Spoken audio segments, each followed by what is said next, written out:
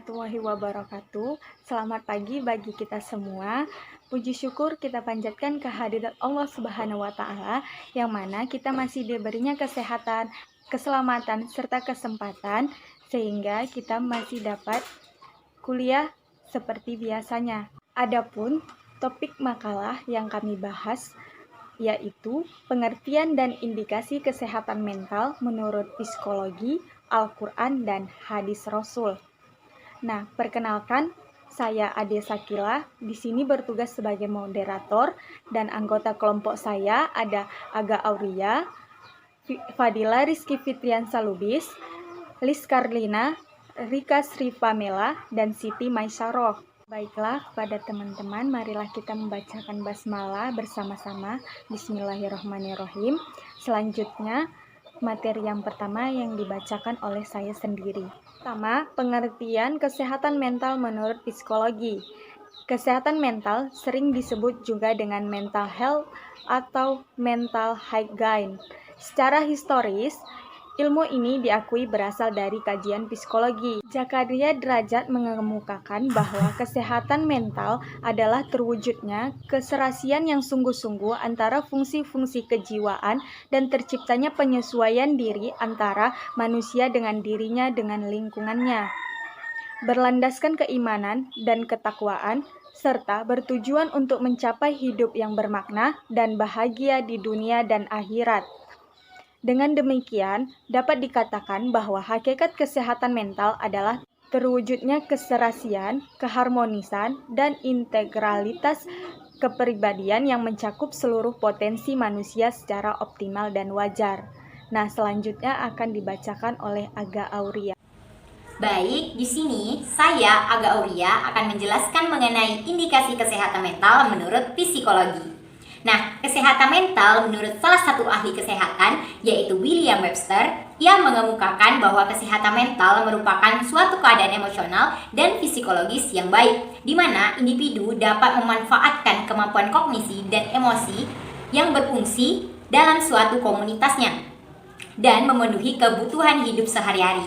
Untuk itu, di sini kami telah mengutip pendapat para ahli psikologi mengenai kesehatan mental, yaitu menurut Bapak Zakia Derajat. Nah, Zakia Derajat mengemukakan ada 4 buah rumusan tentang kesehatan mental, yaitu pertama, terhindarnya orang dari gejala-gejala gangguan jiwa dan dari gejala-gejala penyakit jiwa. Yang kedua, kemampuan untuk menyesuaikan diri dengan diri sendiri, dengan orang lain, dengan masyarakat, dan dengan lingkungan di mana ia berada. Yang ketiga, pengetahuan dan perbuatan yang bertujuan untuk mengembangkan dan memanfaatkan segala potensi, bakat, dan pembawaan yang ada secara maksimal, sehingga membawa kepada kebahagiaan diri dan orang lain, serta terhindar dari gangguan-gangguan dan penyakit jiwa. Yang keempat, terwujudnya keharmonisan yang sungguh-sungguh antara fungsi-fungsi jiwa, serta mempunyai kesanggupan untuk menghadapi masalah-masalah yang biasa terjadi dan merasakan secara positif kebahagiaan dan kemampuan dirinya. Nah, Zakia Derajat juga mengelompokkan ciri-ciri kesehatan mental ke dalam 6 kategori. Yang pertama, memiliki sikap batin yang positif terhadap dirinya sendiri. Yang kedua, aktualisasi diri. Yang ketiga, mampu mengadakan integrasi dengan fungsi-fungsi psikis yang ada. Yang keempat, mampu berotonom terhadap diri sendiri atau mandiri. Yang kelima, memiliki persepsi yang objektif terhadap realitas yang ada. Dan yang keenam, mampu menyelaraskan kondisi lingkungan dengan diri sendiri. Pengertian dan indikasi kesehatan mental menurut Al-Quran. Pengertian kesehatan mental menurut Al-Quran. Kesehatan mental dari perspektif Islam merupakan suatu kemampuan diri individu dalam mengelola fungsi-fungsi kejiwaan dan penyesuaian dengan diri sendiri, orang lain, maupun lingkungan sekitar secara dinamis berdasarkan Al-Quran dan As-Sunnah sebagai pedoman hidup kebahagiaan dunia dan di akhirat. Pandangan Islam tentang gangguan jiwa tidak jauh berbeda dengan pandangan para ahli kesehatan mental pada umumnya. Peranan agama Islam dapat membantu manusia dalam mengobati jiwanya dan mencegahnya dari gangguan kejiwaan serta membina kondisi kesehatan mental. Islam memiliki beberapa pengertian, di antaranya: 1. Berasal dari Psalm. yang berarti damai, Quran surat 8 ayat 61. 2 berasal dari kata aslama, berarti menyerah, Quran surat 4 ayat 125. 3 berasal dari kata istaslama mustaslimun, penyerah total kepada Allah, Quran surat 37 ayat 26. Keempat berasal dari kata salim yang berarti bersih dan suci, Quran surat 26 ayat 89. 5 berasal dari salam yang berarti selamat dan sejahtera, Quran surat 19 ayat 47. Al-Quran menjelaskan begitu penting melakukan zikirullah untuk menenteramkan hati hambanya yang beriman. Rasulullah SAW bersabda, tidaklah suatu kelompok yang menduduki berzikir, melainkan mereka akan dikelilingi oleh para malaikat. Mereka mendapat limpahan rahmat dan mencapai ketenangan, dan Allah Subhanahu wa Ta'ala akan mengingat mereka dari seseorang yang diterima di sisinya. Hadis riwayat Muslim dan Tirmizi. 2. Indeks kesehatan mental. Menurut Al-Quran, berkaitan dengan ciri dan indikasi kesehatan mental, Maria Zohada sebagaimana dikutip Jailani memberikan batasan yang agak luas. Menurutnya, kesehatan mental tidak hanya terbatas pada absennya seseorang dari gangguan kejiwaan dan penyakitnya, akan tetapi orang yang sehat mentalnya memiliki ciri-ciri utama sebagai berikut. Yang pertama, sikap kepribadian yang baik terhadap diri sendiri, dalam arti dapat mengenal diri sendiri dengan baik. Yang kedua, pertumbuhan, perkembangan, dan perwujudan diri yang baik. Yang ketiga, integrasi diri yang meliputi keseimbangan mental, kesatuan pandangan, dan tahan terhadap tekanan-tekanan yang terjadi. Yang keempat, otonomi diri yang mencakup unsur-unsur pengaturan kelakuan dari dalam atau kelakuan bebas. Yang kelima, persepsi mengenal realitas bebas dari penyimpangan kebutuhan serta memiliki empati dan kepekaan sosial. Yang keenam, kemampuan untuk menguasai lingkungan dan berintegrasi dengannya secara baik. Menurut Muhammad Audah dan Kamal Ibrahim yang mengisyaratkan pentingnya dimensi spiritual dalam memandang kesehatan mental, indikasi kesehatan mental menurut keduanya harus mencakup dimensi-dimensi kehidupan antara lain. Yang pertama, dimensi spiritual terdiri dari keimanan kepada Allah Subhanahu wa Ta'ala, melakukan ibadah, menerima ketentuan dan takdir Allah Subhanahu wa Ta'ala, senantiasa merasa dekat dengan Allah Subhanahu wa Ta'ala, memenuhi kebutuhan secara halal, dan selalu berzikir kepada Allah Subhanahu wa Ta'ala. Yang kedua, dimensi psikologis terdiri dari kejujuran, terbebas dari rasa dengki, iri, merasa percaya diri, mampu menanggung. Yang ketiga, dimensi sosial terdiri dari mencintai kedua orang tua, rekan dan anak, membantu orang yang membutuhkan, bersikap amanah, berani mengatakan yang benar, bertanggung jawab, dan menjauhi hal-hal yang dapat menyakiti orang lain seperti berbohong, memanipulasi, mencuri, berzina, membunuh, memberikan saksi palsu, memakan harta anak yatim, memfitnah, khianat, dan suka berbuat zalim. Yang keempat, dimensi biologis terdiri dari sehat dan berbagai penyakit, tidak cacat fisik, memperhatikan kesehatan, dan tidak membebani fisik sesuai dengan kemampuannya. Metode Al-Quran dan Al-Hadis dalam merealisasikan kesehatan mental lahir dari kepribadian yang mantap. Semua indikasi kepribadian yang mantap tersebut ada pada kepribadian Rasulullah SAW.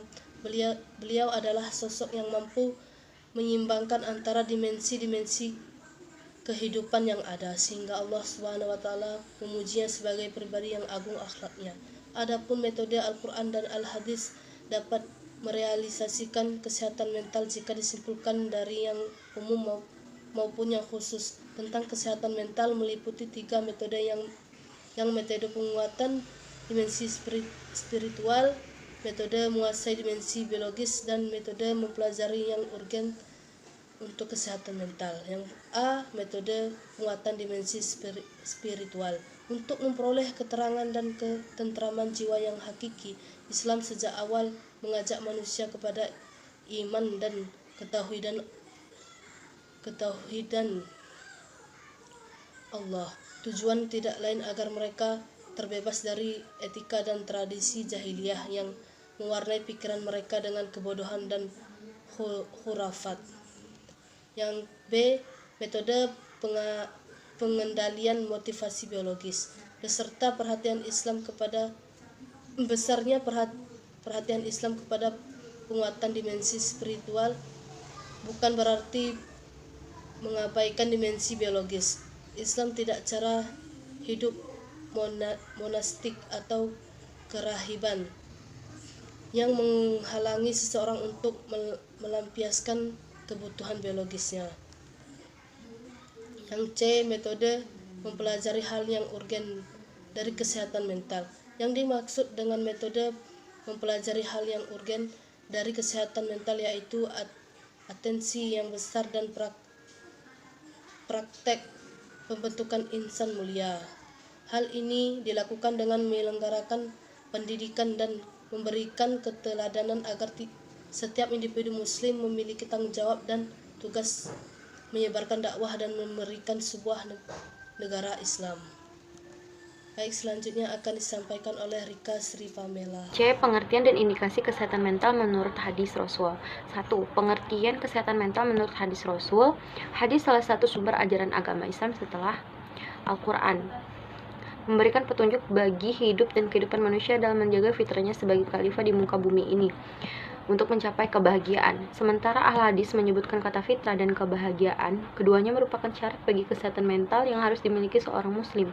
Hidup dengan jiwa yang tenang berdasarkan fitrah yang telah diberikan oleh Allah Subhanahu wa taala, yaitu tauhid. Rasulullah SAW mengajak manusia untuk beriman dan mentauhidkan Allah, menghabiskan kisaran waktu 13 tahun sebelum mengajak mereka untuk melaksanakan syariat. Nabi bersabda, barang siapa akhirat menjadi tujuan hidupnya, maka Allah akan meletakkan rasa kecukupan di dalam hatinya dan mengumpulkan segala sesuatu yang terserah untuk dirinya. Dia akan dihampiri dunia, sementara dunia sendiri merupakan sesuatu yang hina. Barang siapa dunia menjadi tujuannya, maka Allah akan menjadikan kefakiran berada di depan pelupuk matanya dan menjadikan sesuatu yang telah terkumpul menjadi tercerai-berai dari dirinya. Dia tidak akan dihampiri dunia kecuali hanya yang telah ditakdirkan untuknya. Maka dia tidak akan dijuluki kecuali sebagai seseorang yang fakir dan memang akan menjadi fakir. Seorang hamba tidak akan menghadap Allah kecuali Allah akan menjadikan hati orang-orang mukmin tunduk kepadanya dengan rasa cinta dan sayang Allah lebih cepat darinya untuk melakukan segala sesuatu yang baik. Hadis riwayat At-Tirmizi. Dari penjelasan hadis di atas bahwa ketika keimanan telah mematang dan tujuan hidup terarah menuju Allah, penguatan pada dimensi spiritual dilakukan dengan membebankan syariat. Praktik ibadah seperti sholat, puasa, zakat, haji merupakan upaya pendidikan untuk membentuk manusia. Biasanya terbiasa melakukan ibadah yang disyariatkan akan terlatih untuk sabar, menanggung beban, mengkokohkan tekad, menciptakan rasa cinta dan berbuat baik kepada orang lain, serta memupukkan spirit untuk melakukan interaksi sosial. 2. Indeks kesehatan menurut hadis dan Rasulullah. Usman Najati, seorang pakar psikologi Islam, mengutip beberapa pendapat ahli ilmu jiwa tentang indikasi-indikasi yang menunjukkan bahwa seseorang telah mencapai kesehatan mental yang baik. Di antaranya pendapat Maslow yang menyatakan bahwa indikasi seorang telah mencapai kesehatan mental adalah adanya hubungan dirinya dengan beberapa nilai seperti kejujuran seseorang pada dirinya sendiri kepada orang lain, memiliki keberanian untuk mengungkapkan kebenaran, bertanggung